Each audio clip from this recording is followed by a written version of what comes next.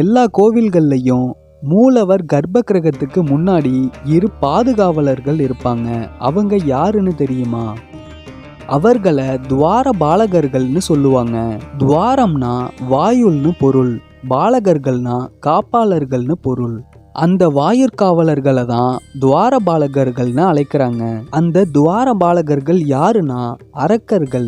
அவங்க ஏன் அரக்கர்கள் ஆனாங்கன்னா, கடவுள்களுக்கு பாதுகாவலரா இருக்கும்போது முனிவர்கள் தேவர்கள்னு அவங்கள பார்க்க வரும்போது அவங்கள தடுத்து நிறுத்துறது மூலமா சாபங்கள் பெற்று அரக்கர்களா ஆனாங்க. வைணவ கோவில்கள்ல உள்ள துவார பாலகர்கள் பேரு ஐயன் விஜயன்னு அழைக்கப்படுறாங்க. அம்மன் கோவில்கள்ல உள்ள துவார பாலகி பேரு அரபத்ரா சுபத்ரா என்று அழைக்கப்படுறாங்க. சிவாலயங்கள்ல உள்ள துவார பாலகர்கள் பேரு சண்டன் பிரசண்டன்னு அழைக்கப்படுறாங்க. அவங்க அரக்கர்களா சாபம் பெற்றாலும் அந்தந்த கடவுள்களால சாப விமோச்சனம் பெற்று அந்தந்த கடவுள்களுக்கு பாதுகாவலரா இருக்காங்க.